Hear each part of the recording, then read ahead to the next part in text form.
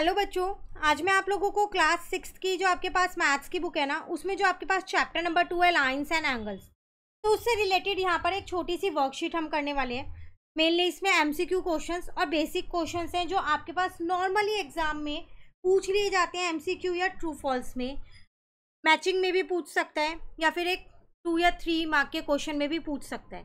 तो जल्दी से कर लेते हैं, बहुत बड़ी वर्कशीट नहीं है, ऐसी ही और वर्कशीट्स आपको इस चैप्टर की इसी चैनल पे मिलती रहेंगी।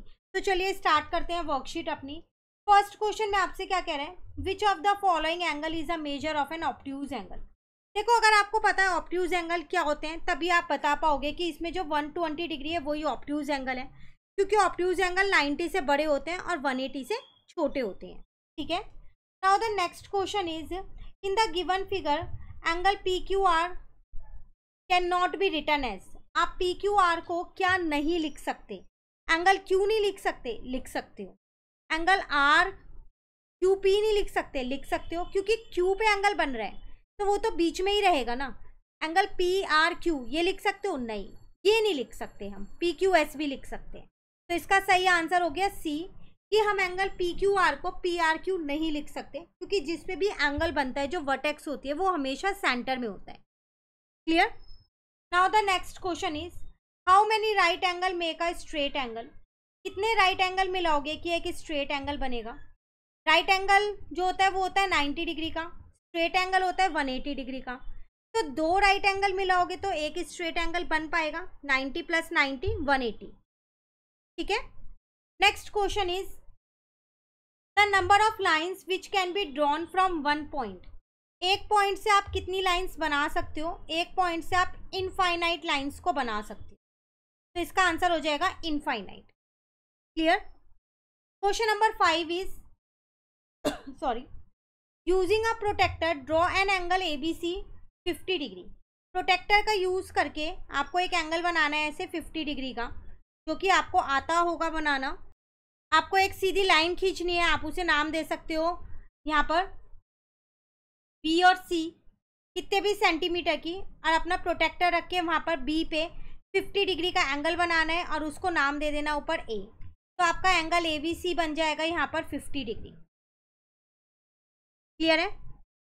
Next question number 6 is, from the given figure right the measure of. आपको ये एक फिगर दे रखी है, आपको इन सबके मेजर लिखने हैं। तो एंगल POQ कितना है ये आपको बताना है, एंगल UOT कितना है ये बताना है, एंगल SOR कितना है वो बताना है, और एंगल POS कितना है वो बताना है। तो सबसे पहली बात, अगर मैं यहाँ पर देखूँ POQ, तो ये एंगल यहाँ पर बन रहा है ऐसे, दिख रहा है आप लोगों को, ये रहा एंगल। तो ये 40 और 30 के बीच में है, तो ये 35 डिग्री का एंगल है। ठीक है, एक्यूट एंगल है ये। अब UOT ये वाला एंगल ये रहा।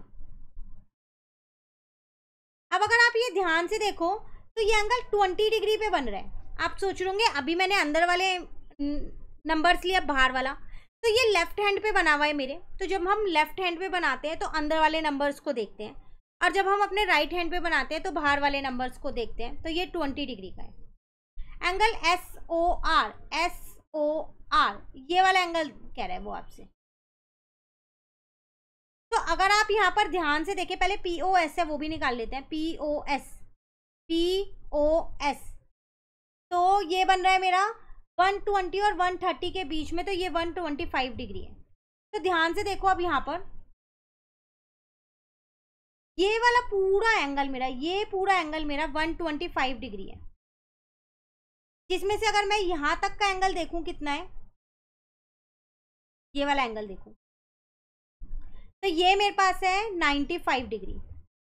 तो फिर ये बाकी का बचा हुआ होगा नहीं होगा। तो 125 में से अगर मैं 95 माइनस करती हूँ तो 30 डिग्री आएगा। इसका मतलब ये वाला एंगल मेरे पास 30 डिग्री है। दूसरा तरीका, 125 यहाँ है और 95 यहाँ है, इन दोनों के जो बीच का गैप है वो है 30 डिग्री। तो एंगल SOR आ गया 30 डिग्री। तो ये ऐसे आपके पास ना केस स्टडी वगैरह के क्वेश्चंस आ सकते हैं।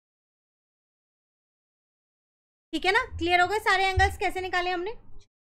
एक और है अभी क्वेश्चन, कह रहे from the given figure name the following. 5 points बताने हैं। तो 5 पॉइंट्स आपको दिख रहा है, एक तो आपके पास पॉइंट डी है, पॉइंट ई है, पॉइंट ओ है, पॉइंट बी है और पॉइंट सी। एक लाइन बतानी है, तो लाइन भी दिख रही है मुझे, डी भी है।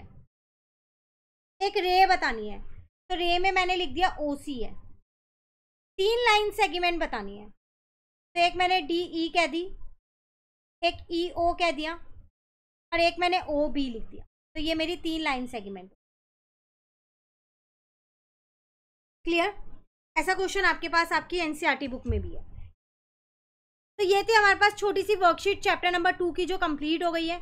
ऐसी हमने चैप्टर नंबर 1 की ऑलरेडी कर रखी है। नेक्स्ट क्लास में हम पहले चैप्टर नंबर 3 की करेंगे। कहीं भी दिक्कत लगे इन क्वेश्चंस में, छोटे छोटे क्वेश्चंस थे, कहीं भी दिक्कत हो आप कमेंट करके पूछ सकते हैं। Thank you.